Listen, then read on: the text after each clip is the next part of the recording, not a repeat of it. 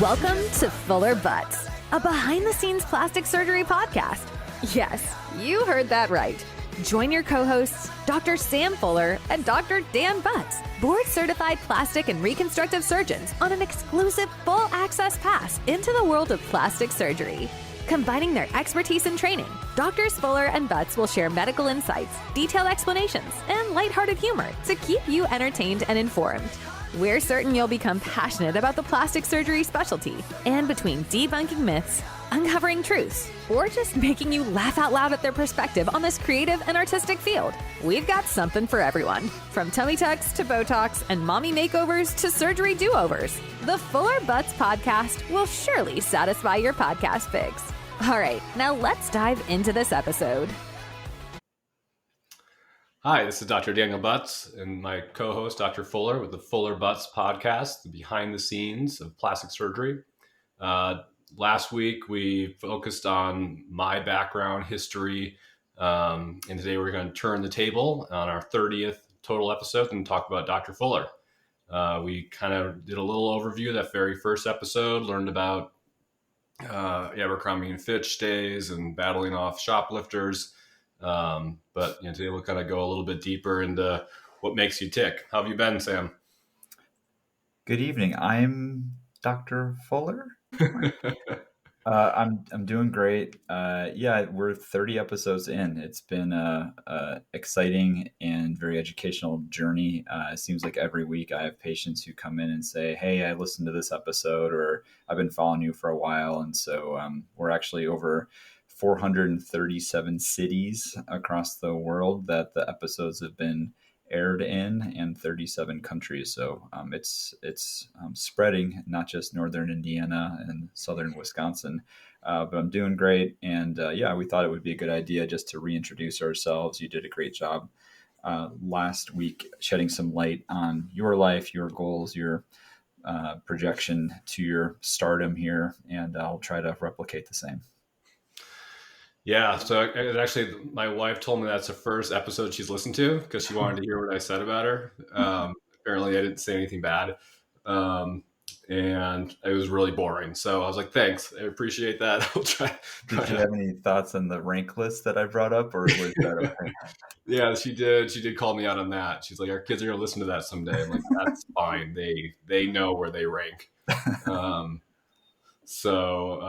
Let's just, dive right in here. Let's just start, where it all started. Where did you grow up? Tell us a little bit about your kind of childhood, what brought you into medicine in general. Was it always kind of your dream job, or did you kind of weave your way into it? Yeah, so I grew up near Green Bay, Wisconsin. So I am Midwest as well. I grew up just outside Chicago, small town. Grew up loving sports. I was a child during the Jordan era. So Chicago Bulls, it was pretty much like, what time is the game? What are you doing for the game for the entire 90s? Played a different sport each season.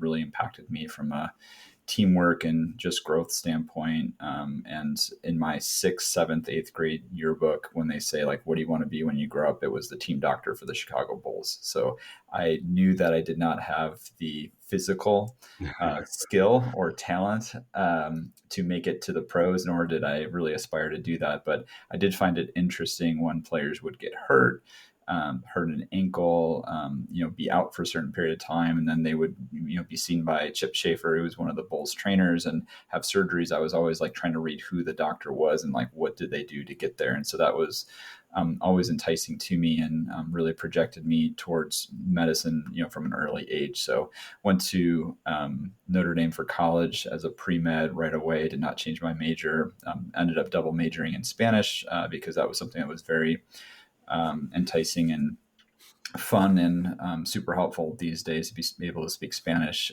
So double majored. And then it wasn't until I got to medical school where I was able to compare orthopedic surgery and sports medicine to other fields such as plastic surgery that I ended up making the switch.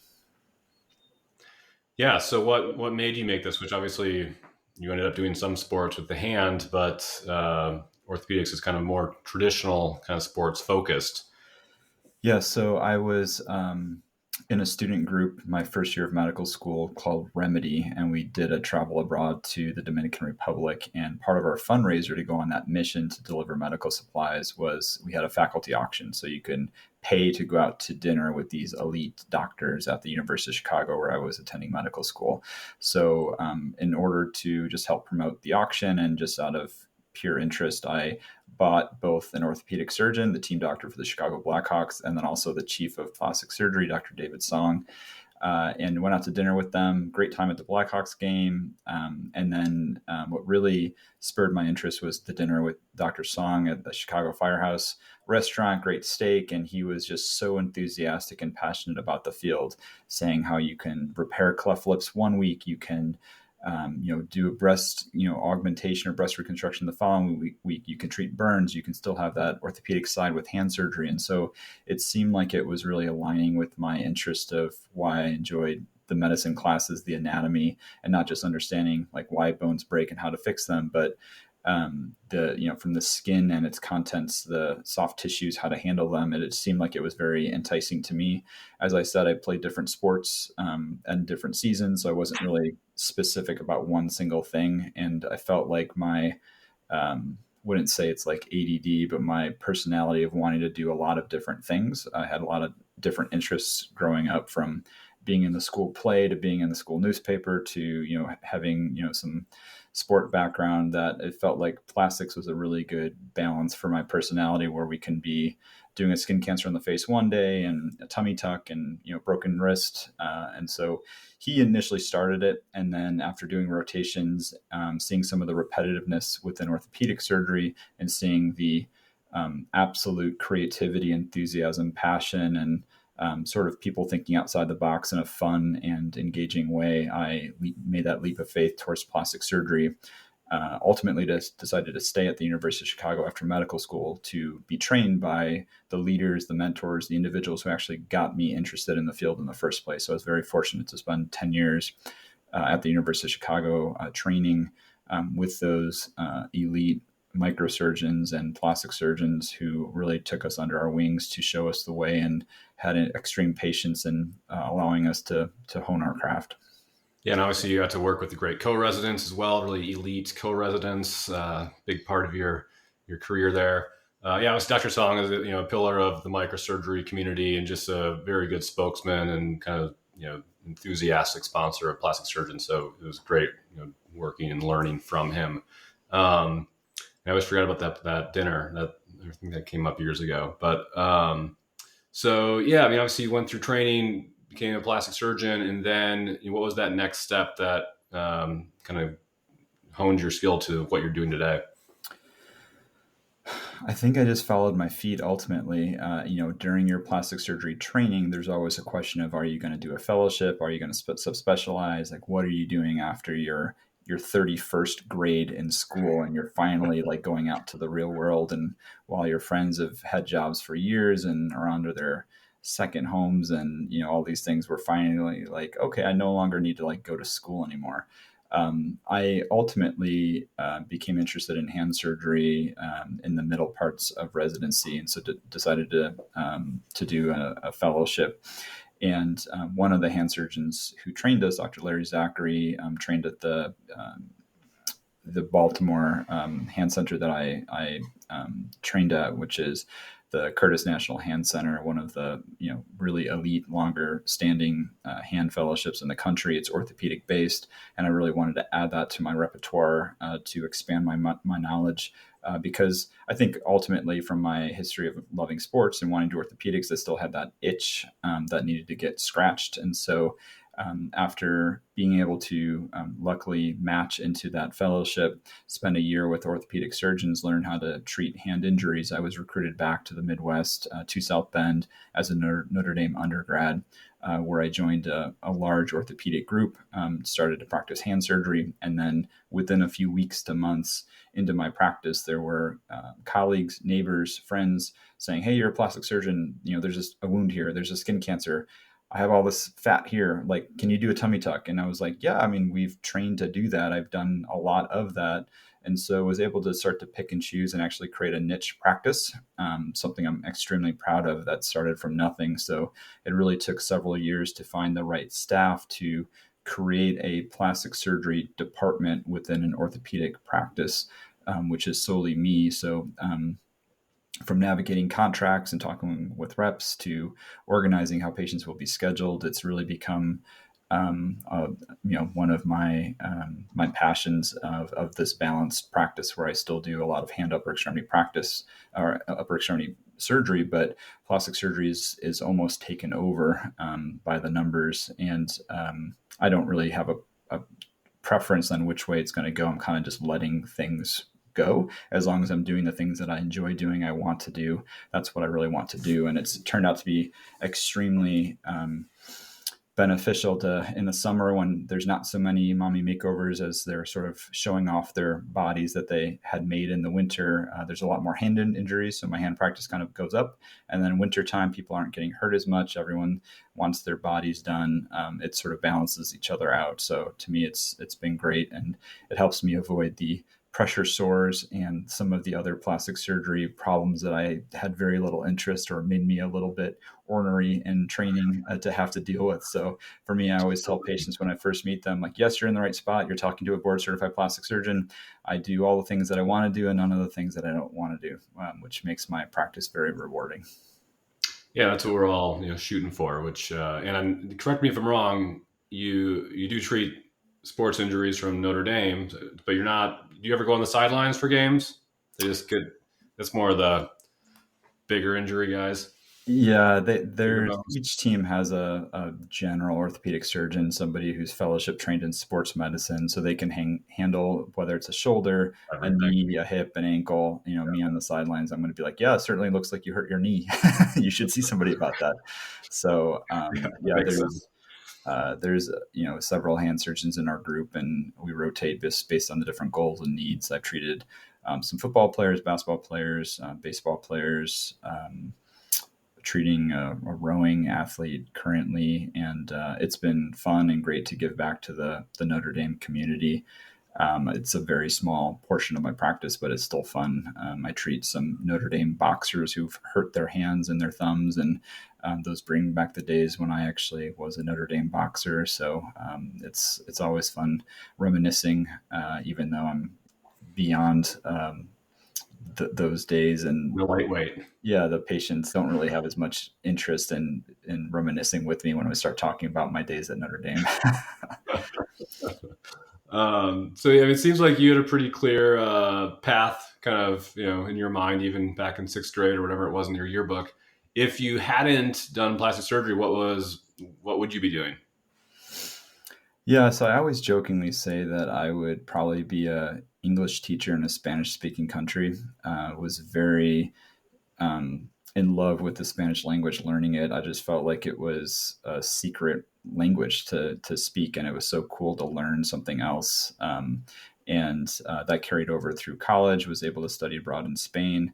And I feel that medicine is very high pressure, high stress. It's really hard to not take home some of your problem patients and some of the issues. You're constantly thinking about them.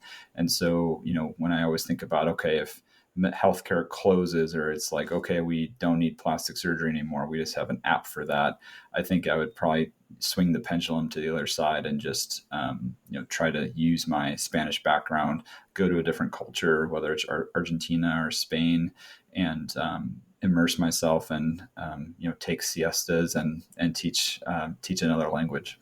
Yeah, that sounds pretty great. I can never really pick up Spanish. I can speak a little, but never very conversational. ¿Por qué no? Okay. So this is kind of maybe a silly question and maybe hard to kind of pin down, but there's always kind of those really impactful patients or cases. Is there one that you can kind of pick out that either changed your career, whether it's just focusing on hand to then starting to do more of the plastics, and what made that kind of so impactful for you? Yeah, that's a great question. I mean, honestly, the case that really changed the trajectory of my my career was in medical school during a burn rotation with Dr. Gottlieb and some of the plastic surgery residents. As I had just finished an orthopedic specialty rotation, I joined the burn team, and there was a horrific medical problem in a young patient who developed purpura fulminans and disseminated intravascular coagulation, and ended up with a quadruple amputation, so amputations of arms and legs, tip of the nose, just a horrific situation. Wasn't sure if they were going to live or not. And being there behind the scenes as a medical student, scrubbing into the cases, rounding, seeing the dressing changes, seeing that amount of impact that can happen was really startling and swayed me. And the enthusiasm and passion again for the doctors that were there was very inspiring. The case that really changed it was like we were in the room doing those amputations, and Dr. Zachary was operating in another room. And Dr. Gottlieb said, "Hey, I'm going to go take you over to Dr. Zachary's room," because me and a senior resident was talking about plastics versus ortho. And Dr. Gottlieb basically pushed me into Dr. Zachary's room and said, "Hey, this is a medical student. He wants to do orthopedics and do hand surgery." And I was like, "No, I'm not sure if I want to do that." And he shut the door. And Dr. Zachary just started yelling at me. He's just saying, that's stupid. You don't do that. He's like, "You need to do plastic surgery, do a plastic surgery residency, and then do an orthopedic fellowship at the Curtis National Hand Center." And he was cornering me in the OR. And Dr. Gottlieb was looking through the window as I was being attacked. And that's what I ended up doing. I looked back, and I did a plastic surgery residency and was able to do an orthopedic hand fellowship. And now I'm doing a practice that's actually very similar to Dr. Zachary, who had both body contouring cases as well as hand practices. And really the people that you interact with throughout your career and life can be so impactful and inspiring. And, even if you don't speak with them a lot or keep in touch with them as much as you should or you can, they still are in your head kind of whispering important things, and you remember the way that they treat their patients, and you try to do the same. Yeah, a couple other legends at U of C for sure. Dr. Gottlieb in the burn unit definitely left an impact on probably every medical student and resident that went through there.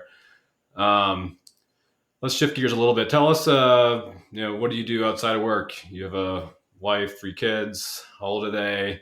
What are they into? Baseball, hockey? Probably not boxing yet. Yeah. So is there a ranking? Should we? So married for almost 11 years, and we have 3 boys. Oldest is 7, and then we have twin boys that are almost 5, going to be 5 in 2 months.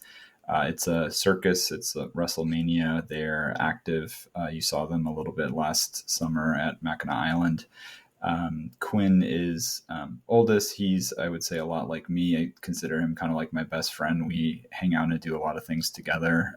We both have sort of that introvertedness and shyness that I knew I had growing up. And so I think we relate to each other and can help each other relax and hang out and do stuff. The twins are not identical, and they are they consider themselves not twins. They are just 2, very diverse and distinct individuals. Caden is the strongest. He's extremely athletic. He just doesn't know that yet. And so he kind of gets picked on by the other 2. But as soon as he realizes his strength, that will soon change. He picks up things extremely quickly. He follows the rules and listens the best.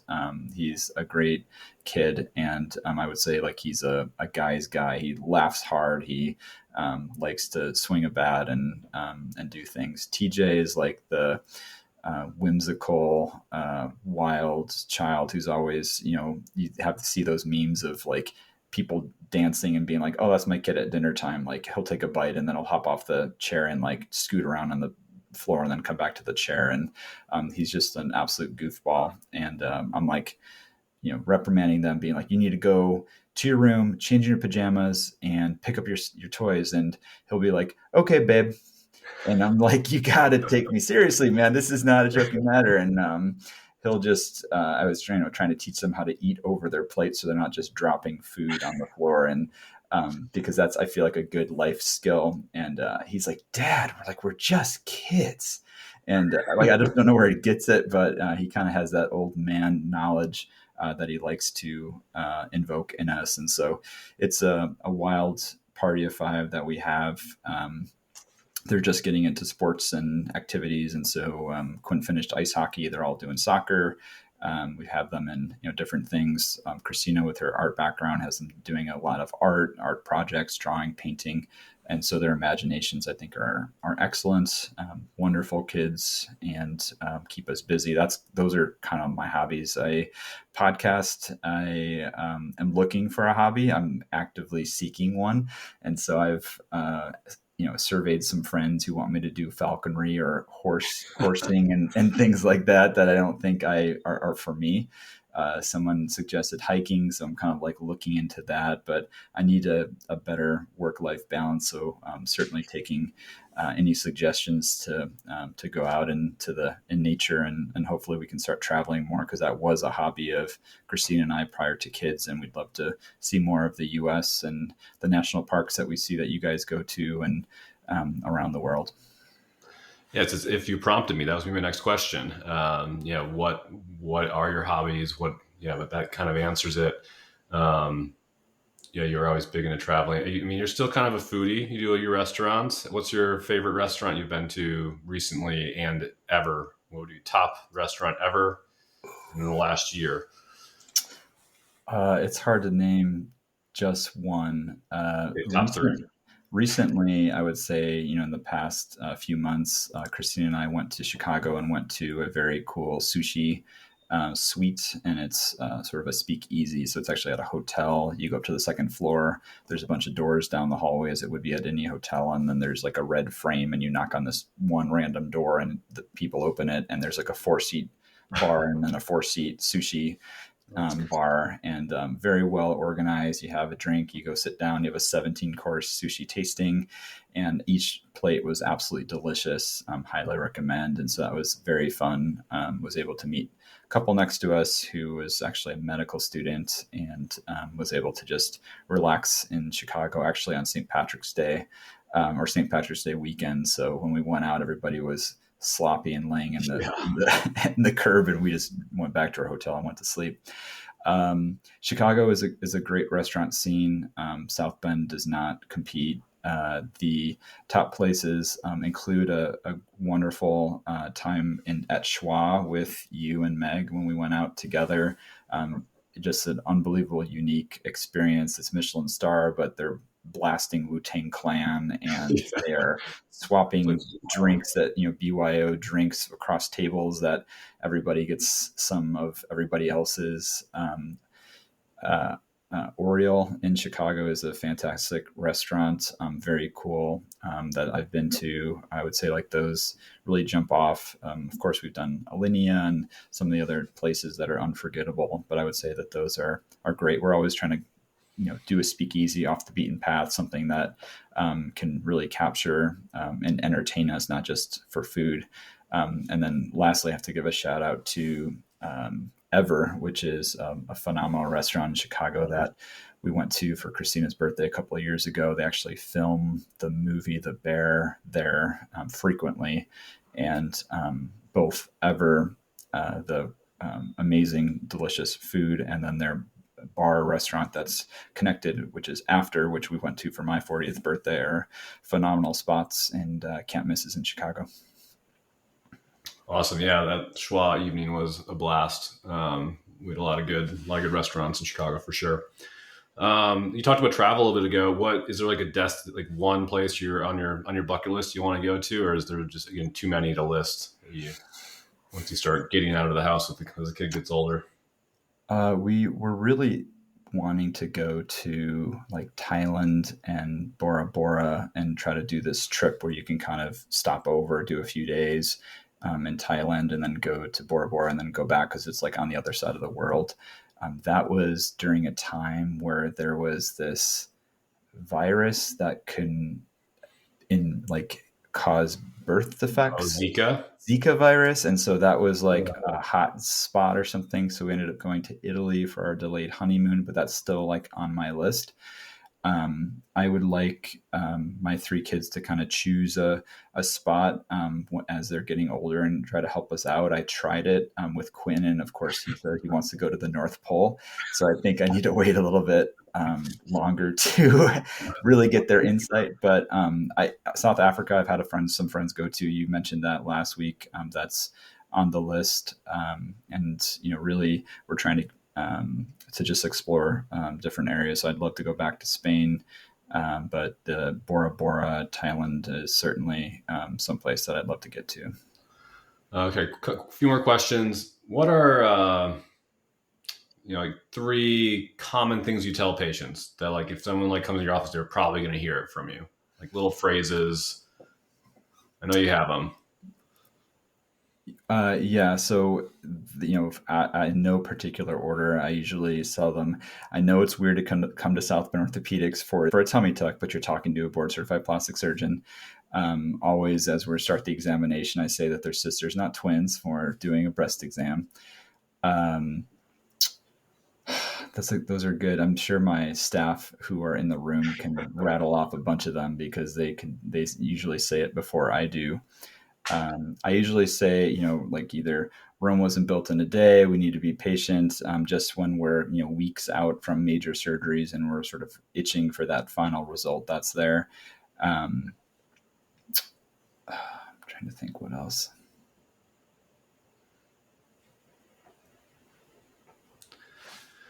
Yeah, you got 3. Those are good ones. Sometimes my staff will make fun of me and just repeat things that I say all the time. And it makes me think of like just how you often have the same conversation like 10 times in a day. And you gotta just get these little phrases. I guess lastly, we kind of hit our time here mostly. What advice would you give to your younger self? Would you do this all over again? If your kids want to go into medicine, would you encourage them to do it? I guess two tough questions maybe there. The current healthcare climate is extremely challenging. I would definitely sway my kids from not going into medicine. I think that there are many other fields where you can still reach satisfaction, and ultimately I just want my kids to be happy. So they all want to run a zoo together. And so I am all for that. It seems a lot of fun. It's kind of like what I'm doing at home right now, which is organizing and running a zoo, but they love animals, and I'm just going to help to encourage them to find their own way. But I don't necessarily think that medicine is the most desirable field. There's some niches right now that I think are extremely rewarding, such as like a CRNA or other positions where I feel like it can be a better work-life balance and better, time to enjoy it. And that's probably what I would be saying to my previous self to answer the first question, which is find a hobby now, because when you're 41, you're not going to have any hobbies. And so you need to figure something out. So I failed at golf. I kind of quit on that because I'm not good. It's not fun. And I would have tried to strike a better work-life balance with hobbies at a younger age, but you can teach an old dog new tricks. I'm still going to keep on trying to find that balance that's there. Yeah, I think that's so key. I think our field is unique in that we can, we're able to carve out a little bit better work-life balance than a lot of our colleagues. And we don't need to deal as much, with insurance, at least in the kind of aesthetic side of it. That can be extremely frustrating as, reimbursements just keep getting worse. And just the time you put in, like you said, 31 years of education before you actually get your final job. But, I think now that we're here at the end of the road, it's a wonderful career practice helping patients, achieve their goals. It's, I couldn't ask for a better job, but I don't know if I don't know if I put my kids through the torture of it. Yeah, I can't see myself doing anything else. And just yesterday, I had 2 patients back to back where I did a tummy tuck and I did a breast augmentation, and I take pictures intra-op and I show them to them the first week to show them how much like skin and fat I removed. And the patient was like, "You have the coolest job. Like, that's so amazing." She's like, "I feel like I'm going to cry. Like, that's so amazing what you can do." And I was like, "It is pretty cool. You kind of just made my day. Like, maybe it's all worth it." And I go in like the next room and she's like, "I just have to say like that, you have the coolest job, like how you can make an impact and you can like go from," cause I showed her before and then after the breast augmentation. And I was like, "Man, that is tuner. Maybe I do have a cool job. Maybe I need to." And so we're extremely fortunate to have, been trained and to have been accepted and to be in this position. I'm certainly extremely grateful, but you sacrifice a lot, missed a lot of birthdays, missed a lot of holidays. And, there's something for everybody. If my kids want to do that, certainly I will help them, but there's plenty of ways to find happiness. Awesome. Well, I think this was a great overview. We really touched on all facets of your life, essentially. Did I miss anything? Anything you want to, No, it's your, I'm on the hot seat. I'm just trying to, I think it was a good review. Hopefully the listeners learned a little bit more about me and how I conduct myself. So yeah, happy to share information and happy to celebrate 30 episodes on the Fuller Butz podcast.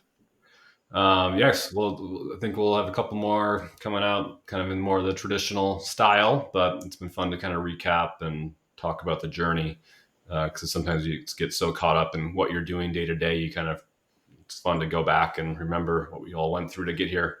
So awesome. It was great chatting and we will talk soon, I'm sure. All right. Sounds good, man. Take it easy. Yeah.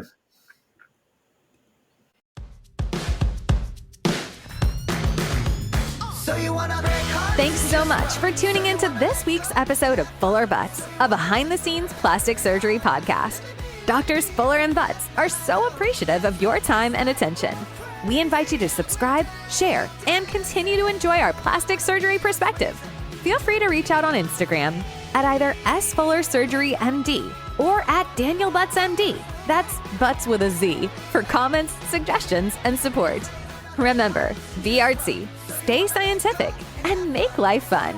We hope you'll join us again on the next episode of Fuller Butz.